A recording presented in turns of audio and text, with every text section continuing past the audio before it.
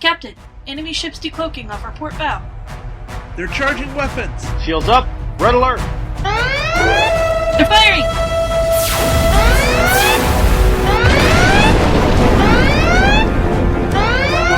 Containment failure detected. Warp core breach imminent. Welcome to Warp Core Breach, Episode 1. On this episode, Nick and David discuss faction purity. BaneofBorg reports on Q OP1. Griffin guides us through the Briar Patch. Francisco talks about bringing people into the game. And we all take a look at the must-have retail expansion packs. Warning. Warp core breach detected. I'm David Montgomery, and here's my co-host, the Data, to my Geordie, Nick Norris. Thanks, David. Welcome, listeners, to our first full episode. We've got a big one for you, so let's dive right in. This is BaneofBorg. I will be giving you the most recent tournament updates. Resistance is futile. Greetings to Warp Core Breach listeners and Star Trek Attack Wing players. This is BaneofBorg. The event that we will be reviewing was played on the 28th of June 2015. It was the Q Continuum OP event number 1, Encounter at Farpoint. Our venue is called the Four Horsemen. We are an open venue. We do not play Faction Pure or Ship Pure.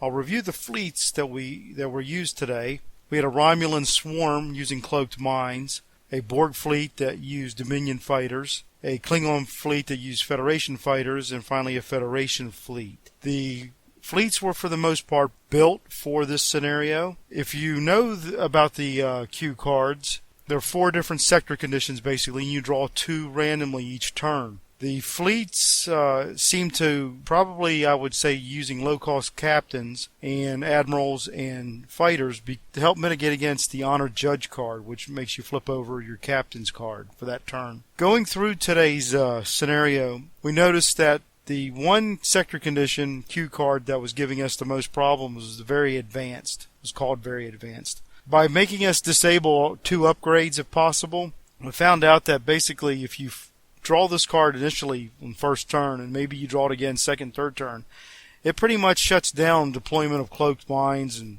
the use of some of the more sophisticated weapon upgrades. Well, it also impacted where we learned to start placing our fleet initially, making sure they were well within 3 range on both sides of the board. And I guess the result of this bunched all the fleets up after by turn 2 or 3, all in the middle. Kind of helped, if you did get your cloaked mines out early, kind of helped those fleets with cloaked mines. As it was, today's scenario in my venue was won by the Romulan swarm with the cloaked mines. We followed up with the Borg, the Klingons, and the Federation. Everybody had a lot of fun with this OP event. They liked the Q cards and the way that they changed the game each turn randomly. You didn't really know what to plan for and how to play. We kind of thought this one was, I guess, more fun than a lot of the ones that we've had recently. I would recommend, if you haven't played this scenario yet, to go with those type of options and fleet build, low-cost captains, throw in an admiral, use fighters, and think about mitigating against some of the cards as best you can. Use a balanced attack. I think that's it for this report for today. Again, BaneofBorg reporting on the Q Continuum OP event number 1, Encounter at Farpoint. I hope you get to play it, and thank you for listening. We interrupt your regularly scheduled programming for a Warp Core Breach news update. This just in. We've received service alert from Utopia Planitia on Mars. The Olympic-class vessels are now known to have a defect in the port pylon of the nacelle. All admirals be aware that this must be addressed prior to putting the Olympic-class vessels into service. This has been a Warp Core Breach news update. We'd like to lay down the foundations of the different forms of Star Trek Attack Wing and how they can be played. These formats are generally known as Unlimited and Pure Play. Now, Unlimited is pretty straightforward, mixed. You can put whatever you want in, you pay your penalties, and you play. That's pretty straightforward, like I said. For purity, we have different varieties. There is Fleet Pure, and Ship Pure, and then Penalty Pure, and variations in between. We're going to cover that for you now. So first up, we've got Fleet Pure. So this is where you're going to have a fleet entirely of one faction. Now the pros to this is what you see most often in the show. You're typically going to have Federation, Klingon, Romulan, Borg, Dominion, the main factions that you see on the screen more often than not. What can hurt is that you don't see a lot of the minor factions. You're not going to see a lot of Species 8472, Vulcan, Bajoran, the little guys. And the trouble there is you're going to have things tipping the scales towards the factions that offer you many more options, a lot more cards, which, like the show, is focused primarily around Federation. That is why them as a faction in this game have far more ships, far more crew, far more upgrades, and you get that imbalance. Yeah, you're absolutely right, Nick. Now, I love Fleet Pure when I'm playing missions. Absolutely. Yeah, brings out a lot of theme in the game. The fluff. Absolutely, brings out the fluff. As for tournaments, I've played in a couple of Fleet Pure tournaments. Had a lot of fun. Mm-hmm. Now, when it comes to tournaments, I prefer either the mixed or the ship pure variety. Yeah, That leads us into the other one. Sorry. Yeah, I'm with you there. So let's talk about ship pure. What advantages does that have over Fleet Pure? Well, the ship purity over Fleet Pure, you have a little bit more flexibility in the sense that you can have your alliances. You can recreate elements from, like, say, Star Trek Nemesis, where you've got the USS Enterprise E being assisted by the Valdor. You can have your Federation, you can have your Romulans working together, but all your Federation are on your Federation ship, all your Romulan are on your Romulan ship, and that, in essence, is ship pure. I enjoy being able to recreate stuff from Deep Space Nine. Have Sisko on the Defiant, Gowron and Martok on Klingon ships. Have everybody going out to war on the ships they know best. Yes. But still have everybody working together. Mm-hmm. Which is why they'd have cards like Kira that say that she can go on a Federation ship. Ah, right. But Kira brings us into Penalty Pure. Exactly. And Penalty Pure is where you're still running either fleet or ship pure, because this can go for both sides. But what happens here is you have characters like Kira and T'Pol, where they say that you do not pay a penalty for them to be on a Federation ship or otherwise. You have cards like Khan, where he allows you to play other upgrades on his ship without penalty. Now, the thing with Khan is he is independent, so you would have to play him initially on an independent ship, or with the now retired resource, if your venue follows that, you could place an independent flagship on any faction ship, making it both its original faction and independent, which then allows Khan to freely play on that ship. Once Khan is there, he removes the faction penalties for his upgrades, so you can then put independent, Federation, Romulan, Klingon, whatever you want on, without paying that penalty, and still falling within that Penalty Pure rule structure. Yeah, it's important to note that Penalty Pure has taken on a lot of different forms, because there are captains like Vanek, he's a Vulcan captain, that says all of your Vulcan and Federation tech cost 2 less points. So some venues will allow him to go on a Federation ship or use Federation tech. Others won't. And all of that becomes up to the discretion of your TO and your play group. Yes, it's very important before you show up to play for a tournament, like an OP, that you ask your tournament director, your tournament organizer, what the rule structure, what the format that you'll be playing in. So that way, when you show up to play, you either aren't immediately disqualified or you don't have to rework your build as soon as you arrive. The idea there is to show up, to have fun, and enjoy your experience. And the last thing you want is to show up and be told that your build isn't appropriate, and then you have to sort of backpedal through it to try to make something work, which invariably makes you less effective. Yeah, because I guarantee you that even the best builders in the world are not going to come up with the top list in 10 minutes' time. Right.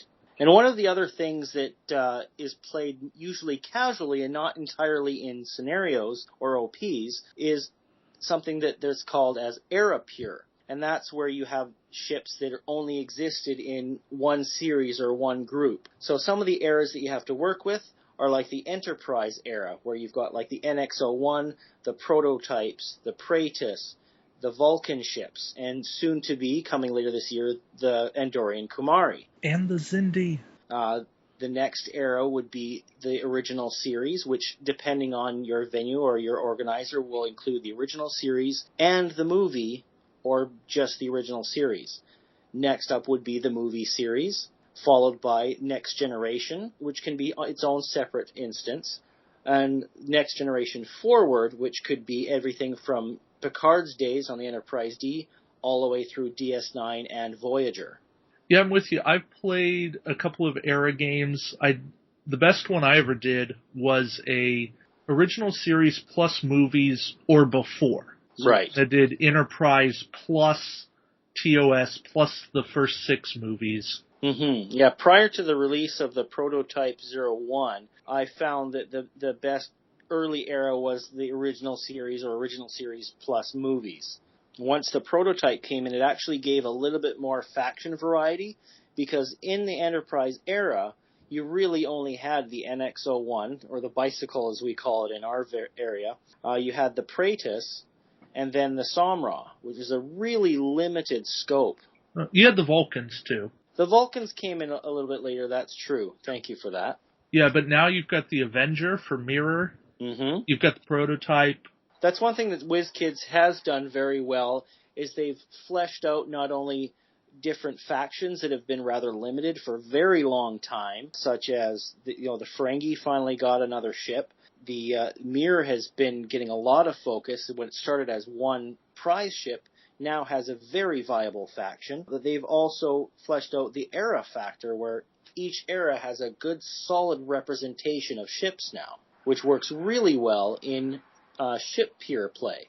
Yeah, indeed. I think that they could do a little bit more with TOS, but aside from that, they're definitely doing a good job. Absolutely. Yeah, so we here at Warp Core Breach just wanted to talk about all the different purity ways. We're not making any kind of judgments here. They're all legitimate ways to play. They all have their pros and cons. They bring in a lot of fun to the game. And really, we're here to have fun. We're here to highlight the differences.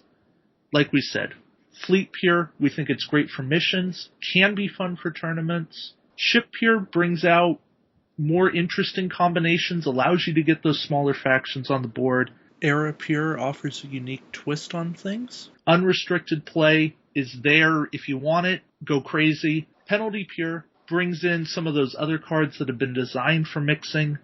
So really, it's up to you and your play group how you want to go. At the end of the day, the goal is to have fun. So as long as you're having fun, don't let anybody else tell you to do differently. Next up, we've got Griffin with the Briar Patch mission. And then, Francisco sheds some light on his ongoing campaign in New Zealand. Hi, this is Dave Griffin. Today's mission is the Briar Patch scenario. That came with the Enterprise E, or Sovereign. Now, it pits a Sovereign class, 60 points, exactly one ship, against 2 unspecified enemy ships, 70 points. So the enemy's going to have a slight point advantage. Effectively, this is Star Trek Insurrection, except without the Sona ships, which WizKids hasn't provided us. There are a couple of restrictions on the board which make the scenario interesting. The first and most important is the speed restriction. If you go faster than 2, then for every point above 2, you take a point of shield damage or a point of critical hull damage. Now, you can negate one of these points of damage by taking an Ox token, and it doesn't say that you can not take an Ox token again, even if you have one, so you could end up with multiple Ox tokens. The second restriction is that there are 6 objective tokens on the board placed by the Federation player. It looks to me like they're placed after you set up your initial ships. These objective tokens have to be range 2 from the edge of the board, or from each other, or from any ship. So they're very hard to place close to each other. So you'll probably only be able to place 1 token to really block your opponent if you're the Federation player. Now these are effectively standard objective, standard obstruction in Star Trek Attack Wing, in that if you fire through them, your opponent gets an extra defense die. If your maneuver gauge goes through them, or you end up overlapping them, you have to roll a dice for damage. But unfortunately, in this case, they roll 3 dice for damage, so they're particularly destructive. More than that, if your opponent shoots through the objective token to get an enemy ship, either the Federation player firing at the opposition or vice versa, then the objective token explodes with a radius of 1, and all ships within that radius 1 take those 3 dice of damage, and then the objective token disappears. So this is an interesting scenario because of the terrain on the board. It would be nicer if we had Sona ships, but I think the Dominion are a good substitute for the Sona. I wouldn't really like to take a cloaked vessel because even though I don't see the objective tokens as exploding all that much, you really don't want to be nearby in a cloaked ship taking critical hull damage, even 1 or 2 points of hull damage from an exploding objective token.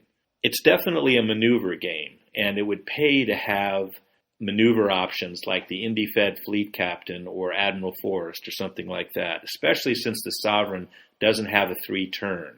I should point out that if you're taking a Dominion ship, the battlecruiser does have a 2-turn, which is particularly good in this scenario, although its arcs aren't great unless you take the aft weapons array or a dorsal weapons array, which I would definitely recommend. I would say the speed restriction is the more important of the problems of this scenario you should build around.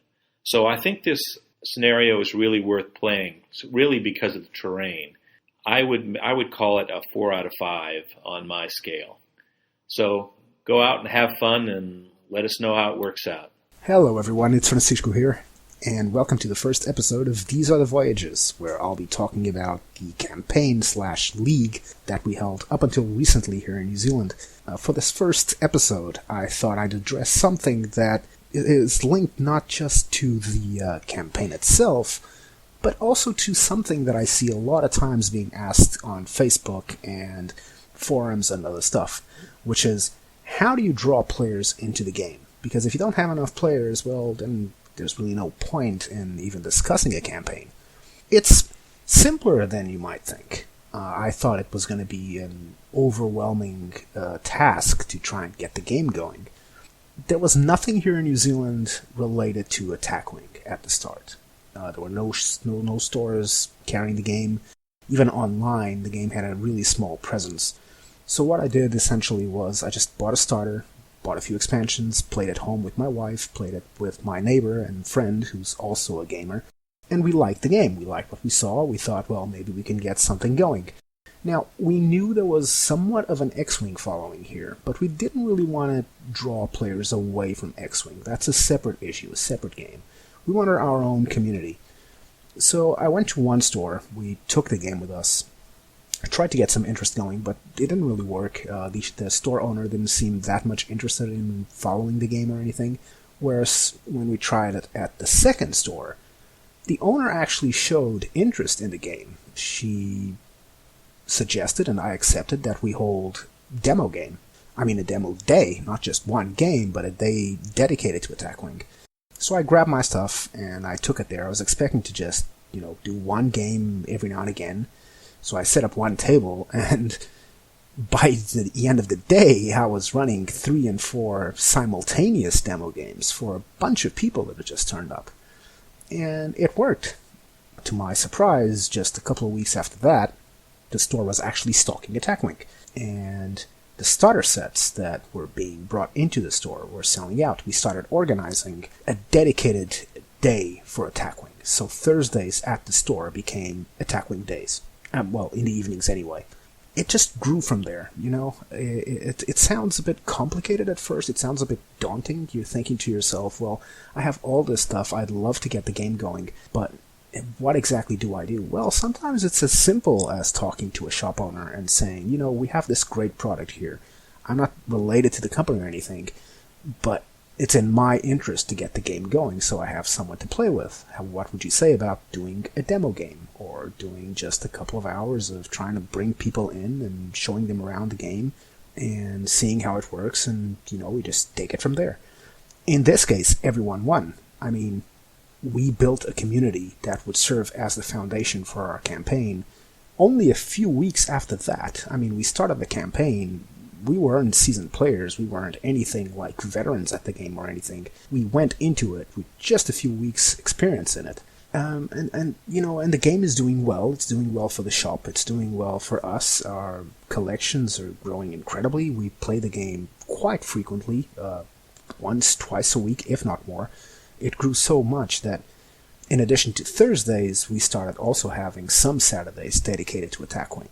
But I'll explain that in the future because it is related to the campaign. But just don't be afraid to go out and push the game. Sometimes I think our mistake is waiting for the shops to take the initiative and just go ahead and do something themselves, when really it's also in our best interest to get it going. And some shop owners, they either don't know or don't care about the game, and it's up to us as the players to put the foot in the door and push it open and show both the players and the shop owners that it's in everyone's best interest to get a community going. That's pretty much it. I mean, starting from there, from such a simple thing as doing one demo event, which, was repeated later to draw even more players in, everything else just kind of took off by itself.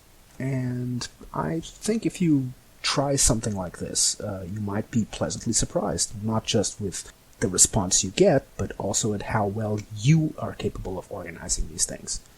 And that's it for me, and I'll see you in the next one. Can you keep a secret? Keep a secret? Keep a secret? Can you withstand torture? Torture?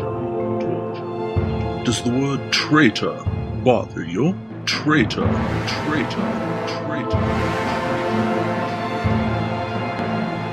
We'll be watching. We'll be watching.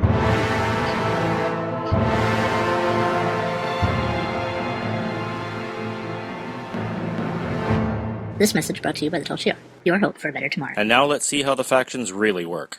It's time for Faction Report with David Walton. Hi, this is David Walton with the Faction Report, and this week I'm talking about Federation and how to get the best out of the attack. For a long time the Federation suffered from the fact that they only really had one big hitting ship, that being the Enterprise D, and that turned like a boat. But as things have gone on, the Federation have got stronger and stronger, more and more upgrades, and I think they've got now some tricks that really help them to do the absolute best they can to attack.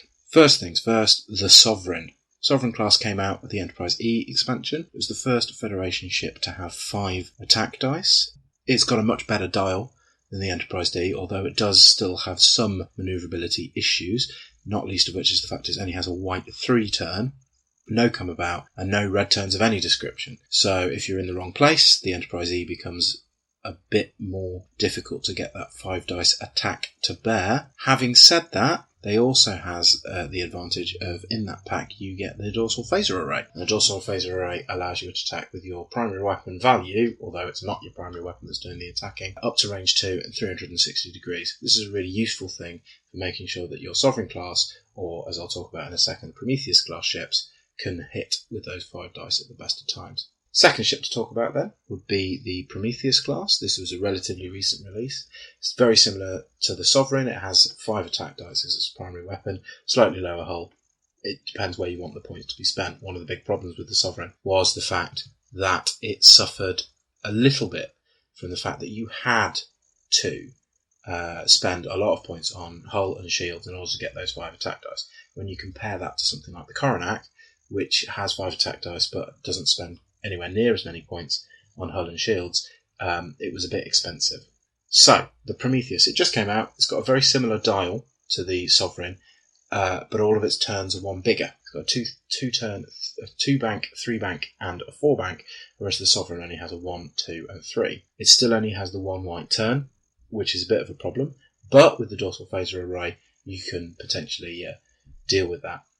The next thing to talk about is torpedo boats. Now, torpedo boats are something the Federation does particularly well. Torpedo boats are perhaps not something that every faction would like to use, and I know that a lot of people hold torpedo boats in contempt, but I feel like torpedo boats can have their place, and the Federation has 2 in particular which I think are really good. The first is the Blind by USS Jaeger, which is a Sabre-class ship. The Jaeger means that you don't have to disable your torpedoes. Put Captain Spock on board, and you've got a potentially 5 attack dice ship, can have a free target lock every turn, doesn't have to disable its torpedo. So you're basically firing your torpedoes every turn. If you do get into that short range, Spock still grants you the target lock, and you're up to 4 attack dice anyway, so you're only dropping a little bit of your firepower. Problem with the Sabre, or the Jaeger in particular, is that it doesn't have a very big arc. It's only got the 90 forward arc. So if you're looking to run a torpedo boat that has a bit better stats than that, I might suggest you go for the USS Excelsior. Put Captain Spock on it again and use Loja as the crewman to stop the torpedoes from disabling. You can do particular shenanigans with Beverly Crusher and Phlox to make sure that he's never disabled all the time, or even William T. Riker and the Doctor if you prefer. Sometimes I like putting Tuvok on board. He's very expensive for what he does, but he gives you an extra attack dice on those torpedoes. And then Dimitri Valtain to make use of the scan that you get for free. So you get some particularly good torpedoes with a bit of dice efficiency from Valtain. And because you've got Spock, you're getting the target lock for free every turn. You still get an action, and the action that I would suggest you take is battle stations. So you've got a little bit of reroll, you've got scan, you've got battle stations, you've got those torpedoes out of a 180 front arc and a 90-degree rear arc. So that's a particularly good ship if you want to make the best of torpedoes. Now, the problem with all of the 3 attack basic ships, like the Excelsior for a long time, was that they only had 3 attack dice for their primary weapon. One thing that's come out very recently that solves that problem is Type 8 phaser arrays. Type 8 phaser array is a brilliant card. Allows you to add 1 to your primary weapon value as long as it's no greater than 3 to start with. I think it's a really good card to put on that particular torpedo boat Excelsior that makes it, once it gets into closer range, a little bit more efficient, a little bit stronger, and does a little bit more damage. The last thing to talk about is Federation fighters. Now, Fed fighters have 5 attack dice basic. They have all of the good things that fighters like to do, but that's the best thing about them, is that they've got that 5 attack dice, great maneuverability. If you are playing Federation and you wanted to do a fleet with a lot of attacking, perhaps you'll find some ideas. This has been the Faction Report. I'm not Picard. I'm David Walton. It's been great speaking to you. All right, next up we have our top 3 essential retail expansion packs. Let's take a look at those. And here's David's number 3 pick. My number 3 pick is Federation Fighters. Now, I know these have fallen out of favor with a lot of people lately, but for me, they're still a first pick. I love the named ability on the ship. Being able to add a damage when you're attacking somebody that's already hurting is great. Some of the upgrades on this ship are great. They allow you to do really cool things like have an extra battle station, give a friendly captain an action. Just a lot of potential in this pack. A lot of neat things you can do, plus fighters are a great tool for any fleet. And that's why Fed Fighters make my number 3 pick. Yeah, Federation Squadron 6, as they're more commonly known, has quite a bit of options for us. It adds the Squadron cards, which wasn't present on the Resource Fighters that we were originally introduced to back in the Dominion War OPs. Yeah, those upgrades, being able to tailor your ship just a little bit to exactly how you like it, great asset to have. Just a well-rounded ship. Being able to have that hull and the shield 2 durability is a nice trick there. And when you take the named fighters, having 6 attack dice to start, what more could you ask for? And now, Nick's number 3. My number 3 pick would be the Prometheus. Now, a lot of people might wonder, well, why it doesn't have a lot going for it by way of upgrades and other options, but the ship itself is quite phenomenal. It's very comparable to the Enterprise E. Similar stats. The E is a 5.154. The Prometheus is a 5.145. So we've got your 30 points. The Prometheus has 2 tech, 2 weapon, 2 crew slots, so you can do a little of everything with this ship. It also has something that's been quite favorable in play today, is maneuverability. It's got a decent maneuver dial, no come about, but a lot of flexibility with the green maneuvers, a hard 3 turn, 6 straight ahead, and it's got an added ship ability that if you performed a straight maneuver this round, you can spend an action and perform another 1 or 2 straight. So you can really vault yourself in. And that's something that's extremely sought after when you're playing a lot of OPs that are primarily just jousts. Now, in addition to the ship itself, have something that's a really big boon for players in the ship pure concept. You've got the Romulan hijackers. Now, the Romulan faction can add any Federation ship, any Klingon ship, any Borg ship, any ship available to their Romulan fleet. You put the Romulan hijackers on this ship, there's no penalty for them, your tech and weapons still have to be Romulan, but you can add that other ship to your fleet. So you're no longer limited to things like the Prototype, the Valdor, the decaying Dideridex, and the Scimitar. Yeah, I think the Prometheus is a great ship. It was on my short list for consideration here. Didn't make my list, spoilers, but the Prometheus is right up there with every other great Federation pack. I agree, it's a must-have. Absolutely. Yeah, there's certainly all nice upgrades in this pack. Nothing that's an absolute standout, but also nothing that's going to make you cringe and go, really? They put that in the pack?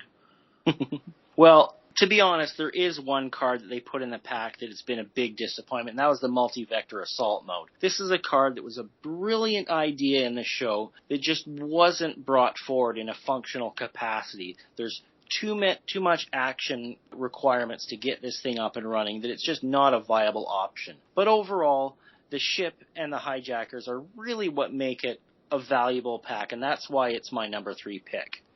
Now, what about your number 2 pick, David? Well, my number 2 would be the Coronac. Now, it's an oldie, but a goodie. Of course, you get the Keldon class, which everybody loves, 5 attack dice, 180-degree forward firing arc. Yeah, it only has 6 durability, 7 if you take the name, so it's a glass cannon in the truest sense of the word. It's more of a glass cannon than Klingon ships. Ooh. And it can't cloak, unless you take that upgrade. But the reason you buy this pack is Goldukat, Bohica, and if you still need more, there's Tetrion emissions. One of my classic favorites. I used to use that one a lot. Yeah.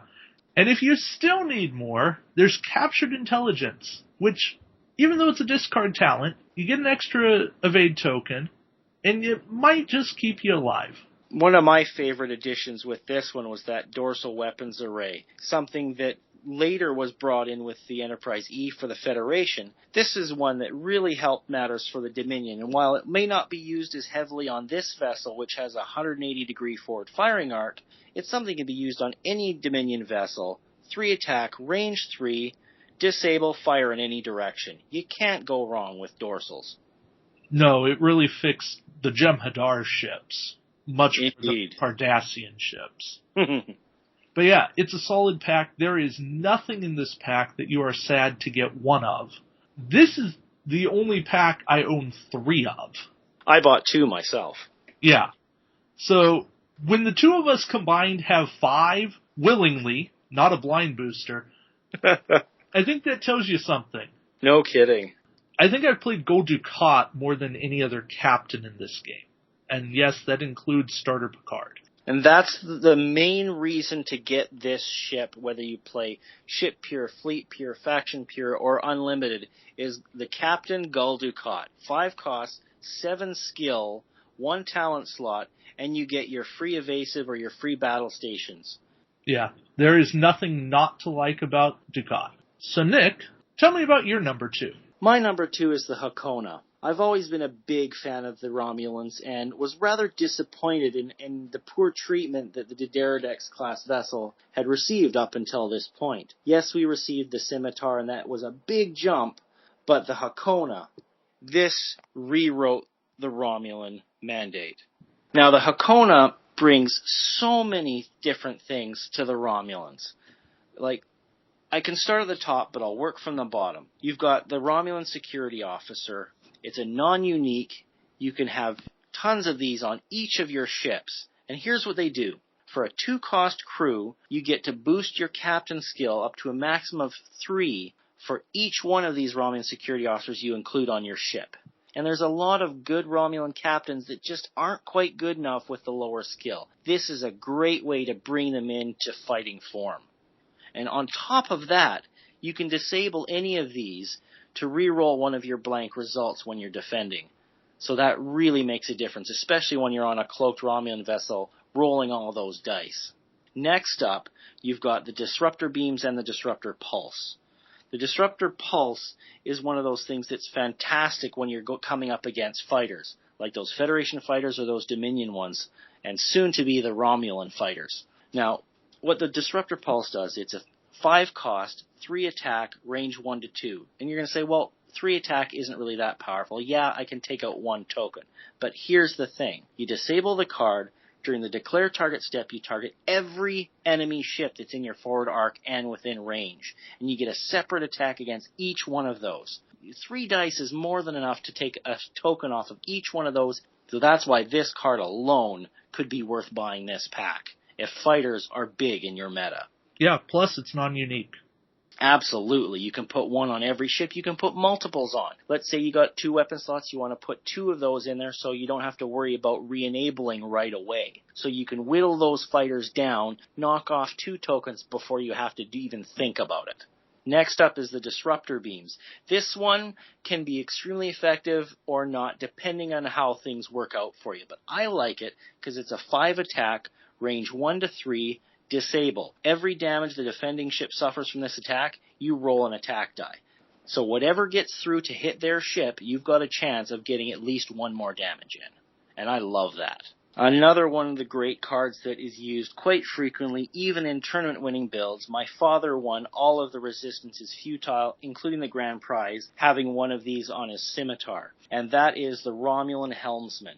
The scimitar has a red come about, and those things are phenomenal in jousts, so you can vault forward, spin around after you pass them, and come right back at them. And what the helmsman does, during that activation phase, you reveal that red maneuver, whether it's the hard turn or that beautiful come about. You disable the helmsman to treat that maneuver as a white maneuver. So your red has now become a white. You don't take the Ox token. You can still perform an action. You can get that scan out. You can get that target lock. Whatever you need for that battle, or a little other treat that I'll get into in a moment, a battle station. Now, how do you get a battle station on a Romulan ship? They don't come with battle station options. And that's with the pièce de résistance on this puppy here. Admiral Mendak. A 4 cost, 6 skill captain, but as an admiral, he gives a +2 captain skill modifier, which is brilliant. He gets a talent slot as well, always wonderful, and his action is this. Action. Target a friendly ship at range 1 to 2, including your own, that has no battle station tokens beside it, and place a battle stations token beside that ship. Now, the use of this card is very interesting, especially if you're in an unlimited or a ship pure. You have a Romulan ship, you put Admiral Mendak on it, and you can give the fleet action to a Federation ship, a Klingon ship, a Borg ship. Any other ship in your fleet can use this fleet action to give themselves or any other ship in your fleet a battle stations. That opens your options wide. Ships that were previously limited now have the battle stations option just for including a Romulan ship with Admiral Mendak. It's brilliant, and that's the number one reason why I love this pack. Yeah, Mendak's an amazing admiral. He revolutionized Romulans. Now, one thing that I don't want to forget that has actually been part of my father's winning builds is Captain Terrace. Now, she's a 4 cost, 5 skill, unique captain with 1 talent slot.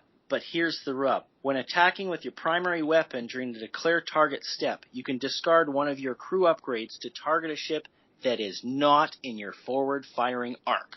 So now ships like the Scimitar have a 360 firing option.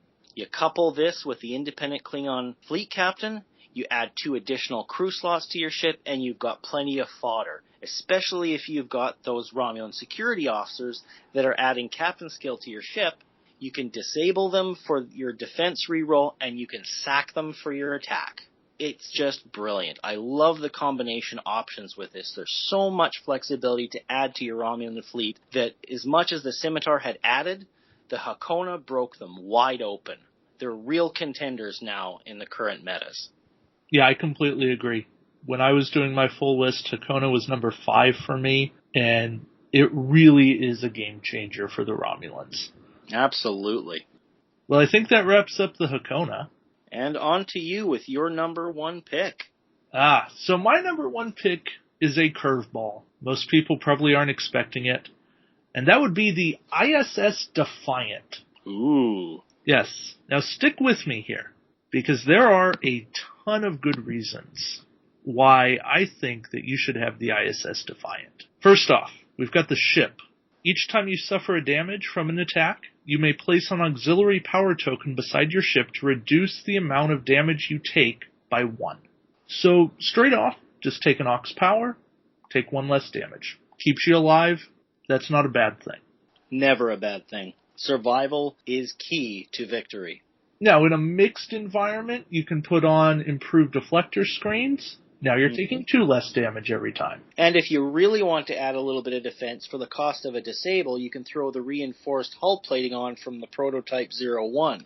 Yeah, now of course these are tech upgrades that we're talking about. So you're going to need some upgrades to get those tech slots, because the Defiant starts with none. So first off, we've got a captain that'll give you one, and that's Miles O'Brien, better known as Smiley. So he's skill 5, gives you a talent, and he adds a tech upgrade to your upgrade bar. But more than that, he gives you an action to repair a damage to your hull or shields. This is the best healing card in the game, paired only with the Dominion Glendaro. No disable, no discard, no craziness, just an action, and you repair a hull or shields. And being able to repair a hull, you can take care of any of those pesky critical damage cards that just drive you insane. Oh, maybe Warp Core Breach? I get the impression that tech's a bit of a focus for this one, Yes. Now, the other way you get a tech is with Jennifer Sisko. She gives you a tech upgrade, but more than that, at the start of the game, after you get done with setup, you target 1 enemy ship, and you disable 2 of their upgrades. Your choice. I love this for disabling the enemy's interface generators right off the bat. Yep. Another nice thing you can throw disables on are cloaked mines. Yes. Because now, especially on a cloaked ship, they've got to spend their first action cloaking, then their second action re-enabling a cloaked mine, and then on the start of the third turn, they can deploy their cloaked mine, but by then, you're up in their face, and you are severely limiting where they can drop those mines. The effectiveness of the mine pretty much goes out the airlock. Yep. Hey, speaking of airlock, we've got Julian Bashir. His ability is action, discard this card to target a ship at range 1 to 3. If that ship attacks this round, it must attack your ship if possible. If it does, it rolls 2 less attack dice. Pretty handy. Very handy. Control over who your opponent attacks is a great trick. I'll have more to speak about that later when I talk about combos. If you can combine that with Rebellion, it's an elite talent, and it says if you are defending against a ship that has a greater hull value than your ship's, then you can discard Rebellion to make them roll 2 less attack dice. That's -4. That's -4 for people that aren't very good at math. Or weren't keeping track. And then, once they're done shooting you with not very many dice, you get to make an attack back against them with your primary weapon if possible. Now just imagine if you Picard maneuvered before that, reducing them by 8. Yeah, I think that means they're shooting you with nothing. Pretty much. Although I heard rumors of you having a attack build into the teens. Oh yes, and we'll be visiting that one soon. Yes. Stay tuned for next week. But yeah, Rebellion and Julian Bashir makes for a very neat combo, and 4 less attack dice gives you a great chance of surviving anything that your opponent can throw out. Well, aside from mad schemes of... The pack also has Jedzia Dax. When your ship suffers damage, you can discard Dax to reduce the damage by 1. And the last card in this pack that's worth really talking about is Ezri Tegan. For an action, she can be discarded to target a ship at range 1 to 3. And she steals a tech upgrade from the target ship that costs 5 or less. Not bad. And the upgrade that she steals comes in disabled. Now, I'd like to add a couple to this because there's two cards that I use quite frequently that you might want to have a little bit of attention on. Now, the lesser of the two is the multi-targeting phaser banks.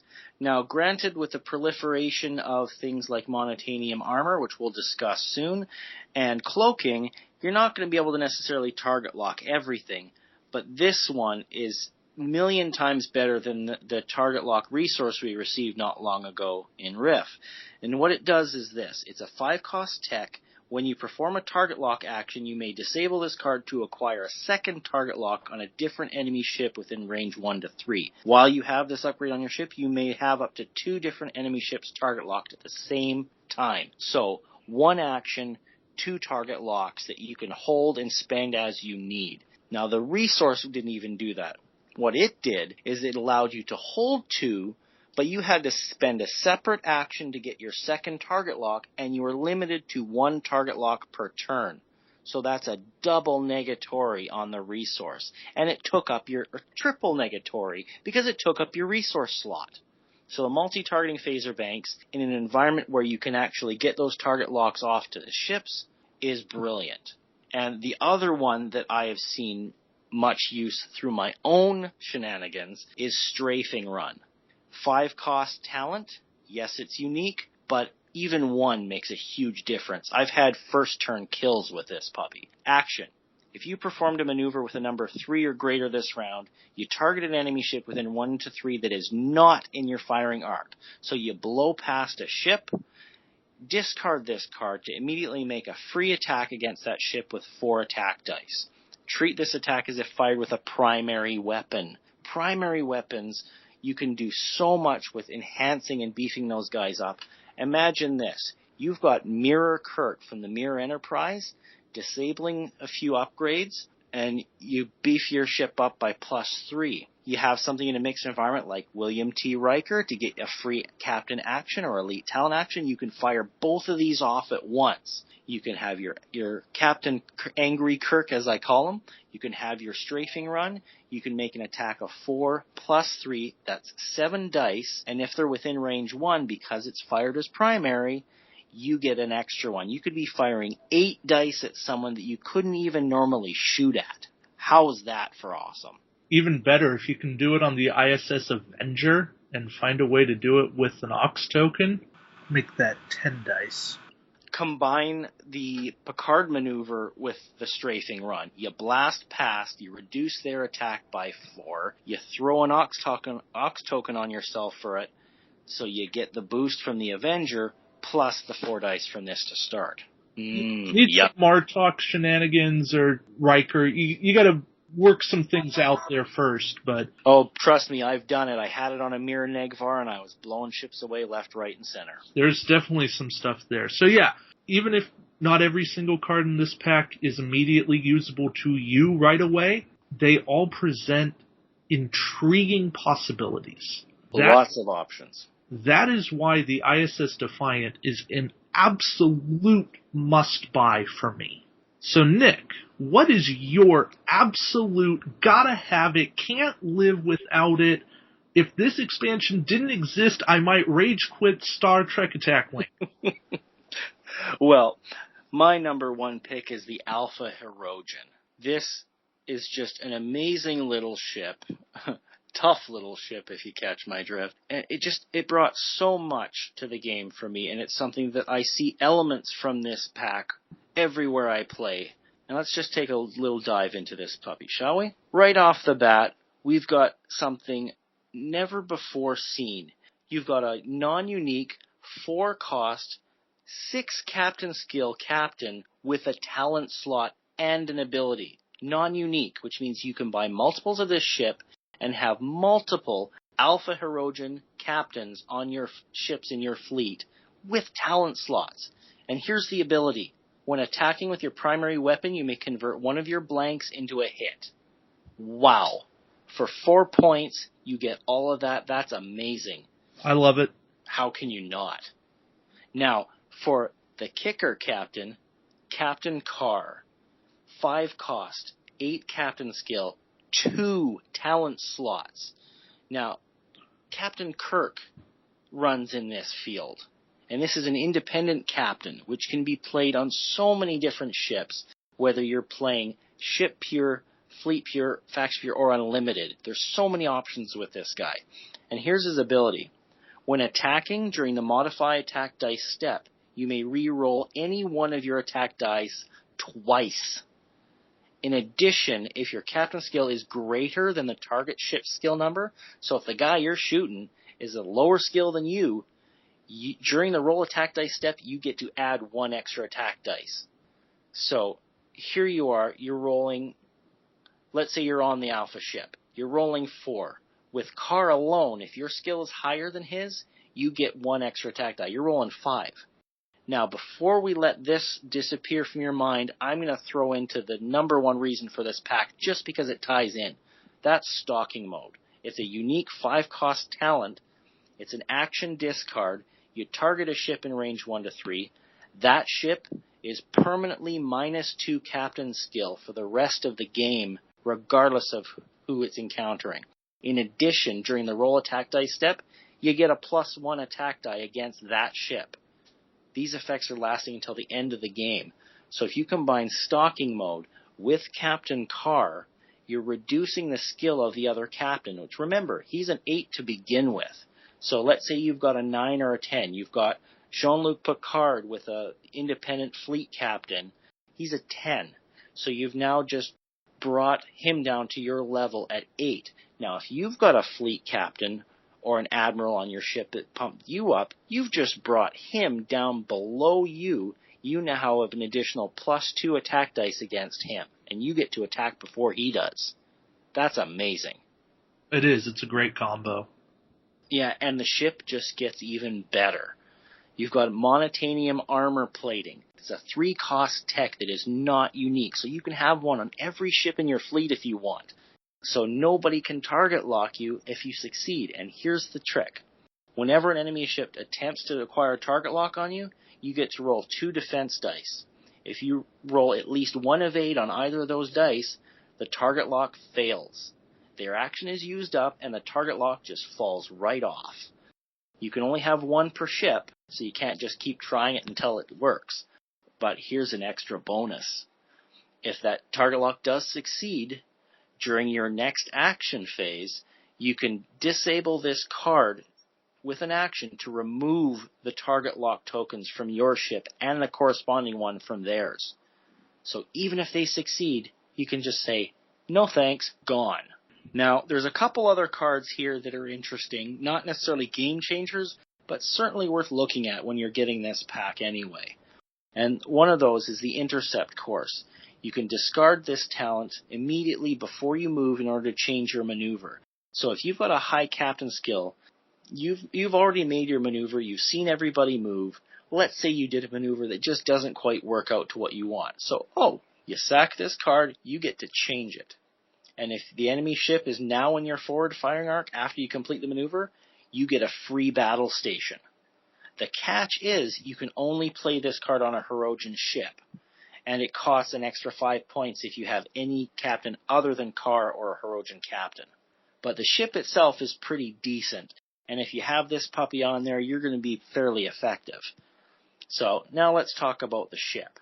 The Alpha Hunter is a 26-cost ship. It's a 4-2-3-4, 1 crew, 2 tech, 2 weapon, and a forward 90 arc. Scan, battle station, evade, lock. It's got your standard 4. Which is perfect.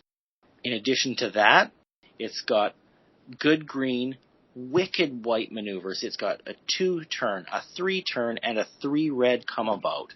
So it's extremely maneuverable. And on top of that, after you move, you can perform a sensor action with a 1 straight maneuver as a free action, even if you're not cloaked.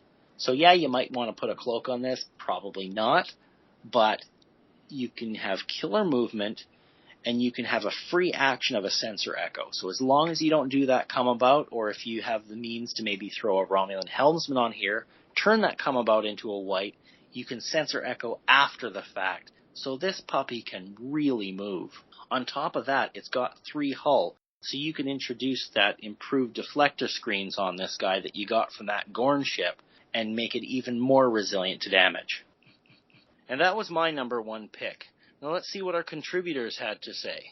Hello, Innkeeper here from the Wandering Inn. So, retail expansion set that I would pick. After long consideration, I whittled it down to Federation, simply because the amount of upgrades they have, and tech upgrades, and ships, is just superior to it feels superior to a lot of other races. There's a lot more synergy that they can do. So I went with Federation, and after fighting the Borg frequent times, 360 Fire is usually the way to go. It's the safest bet to go to if you just bring one ship to the table. So, with that being said, that leaves you down to Voyager and the Sovereign class, not including Enterprise D from the main kit. So, would I pick Voyager? It's good, but the upgrades can be very expensive on it, or cheap and don't do much. So, with that being said, I picked the Sovereign class. The Sovereign class has the dorsal phaser array, which lets your primary weapon fire 360. Brilliant card. Absolutely awesome. The Sovereign has 5 hull, 5 shields for its named ship, the Enterprise E, and can fire torpedoes without a target lock. Can't go wrong there. The Sovereign comes with a card that basically is a 5-shot card for torpedoes. Extra dice if it's a Sovereign class, so 6 attack. Can't go wrong. And the Fire at Will ability, you can fire a secondary weapon and a primary weapon, and discard that card as that's an elite talent. Brilliant upgrade to have, considering the dorsal phaser array is also a secondary weapon. And the captain is the level 8 Jean-Luc Picard, where at the beginning of the game you pick a faction and you get an extra defense dice against them, and one of your dice automatically becomes a critical hit when you attack them. With all those cards, it's really hard to go wrong in a build with that ship. So if I could recommend a single expansion set to buy out of an entire shelf of expansion packs, that would be the one I would recommend to somebody, is gotta pick up the Sovereign class. Hello, this is Alex Jamal, and I am here to tell you about my favourite retail expansion pack, the Coronac. Whether you play Faction Pure or Mixed, this pack is a must. Its 180 firing arc and 5 attack dice make it something to be feared, particularly since it is one of only 3 ships to use the all-powerful Man-King 4 maneuver. The captains that come with this fleet are simply brilliant. And if you are a fan of Deep Space Nine, you will be especially pleased that Gul Dukat is a captain you want in your fleet. Captured Intelligence lets you place an evade token next to your ship during the roll defense dice step. This card has pulled me out of some difficult situations, and whilst it is a 3-point discard, it is totally worth taking. Its weapons and tech upgrades can offer excellent bonuses to your ship or fleet. This upgrade made the Dominion a far more competitive faction, and is an extremely fun ship to play with straight out of the box, and for me will always hold a special place in my heart, since it was this pack that helped me win one of the best games of Store I have ever played. Thanks for listening. Catch you soon. Hi, this is Dave Griffin. My must-own expansion is the USS Enterprise E, or Sovereign class. First, because the ship itself has a good stat line, a named and generic, with 5 attack dice, very important, especially against highly defended vessels like a cloak ship. Second is that the dorsal phaser array is a must-have for any Federation fleet in multiples. I have 3 of them myself. And the third is there's some good cards in here, including Picard 8, sometimes called Ahab Picard, William Riker, and Fire at Will, the talent. Hi, this is David Walton from the Faction Report, and my must-have expansion is the Coronac for Dominion. It has one of the best captains in the game, in Gul Dukat. It has one of the best crew in the game, in Bahika. It has dorsal weapons array, which is not as good as our weapons array, but it is still a pretty good card. It also has the ship itself, which is just one of the best ships in the game. 5 attack basic, 4 hull, 1 evade, and 3 shields. The named ability is pretty cool. For the spending a scan token, you can attack 2 different targets. That's great against fighters and swarms. And it also has Captured Intelligence, which is not necessarily the greatest of elite talent upgrades, but it is a useful and situational card that can make the difference between living and dying at key points in the game. That is my must-have expansion, and I'm not Picard. Hello everyone, it's Francisco here, and I'm going to be detailing my top expansion packs for Star Trek Attack Wing. Number 1, well, It's the USS Excelsior. And again, you ask, well, why? I mean, it's nothing special, but you know what? It's my favorite ship. It's always been my favorite ship in any science fiction medium. You can keep your Enterprises, you can keep your Star Destroyers. I don't care. I love that ship. I'd marry it if I could. And that's it for me. So see you in the next one. Hey everyone, I'm John from Atlanta, and I'm going to be talking about my favorite top retail pack. Now, I have to say, this is not necessarily the best retail pack, but it's definitely got to be one of my favorites, because I know, like Nick, I'm a fan of the Ferengi. I like the Kriegstau retail pack. It is the only current Ferengi retail pack. The ship itself, not that great, but the cards are a lot of fun, really good at annoying your opponent. The Captain Bractor lets you combo with the tech card E-Impulse. E-Impulse lets you give the opponent auxiliary tokens, and Bractor gets an attack bonus when they have auxiliary power tokens next to them. Tar, the second captain in it, so essentially he lets you get a free battle stations along with the whatever action you want to use, ship action, whatever other action. The tactical officer with that lets you immediately just get out of their firing arc. You can only do it once because it's a discard, but at a pivotal moment of the game, the first attack, you just get right out of the firing arc, turn around and start firing the next turn. Acquisition lets you steal the opponent's tech. I said E-Impulse, gives you that auxiliary token and -2 attack dice. The only drawback is you can only use it if they are not within your forward firing arc, but it's a lot of fun to just keep hitting their ship with E-Impulses, especially if you're playing a multi-Ferengi fleet. Maximum Shields and Ferengi Probe aren't necessarily the best cards for annoying, but they give you some good extra little defenses. Missile Launchers is actually really good for using against fighters. It gives you 2 attacks with 2 attack dice each, and if you're using it with Bach or any other cards that lets you boost the number of dice you get, it can be a lot of fun just to keep hitting fighters with that. I used it twice on one of my opponent's fighters and pretty much took them out. Federation fighters. And then the Photon Torpedoes aren't super strong, but they're a lot better than the ones that came with Box Marauder and give you an extra strong attack, which you can't really use on the Kriegstau because it only has 1 weapon slot, but you can use it on the previous Ferengi ships. Okay, and that's my opinion. If you like my segments, you can check out my podcast, Star Trek at Warp Speed. You can check us out at StarTrek@WarpSpeed.blogspot.com, or you can check us out on Facebook at Star Trek at Warp Speed. Our podcast is a episode review podcast. I'm a much more long-term Star Trek fan, and my co-host, Rob, is a brand new Star Trek fan, brand new, never seen the episodes, so we get a brand new opinion on it. We're starting at TOS and going to work through every episode of every series. Okay, thank you guys. Bye.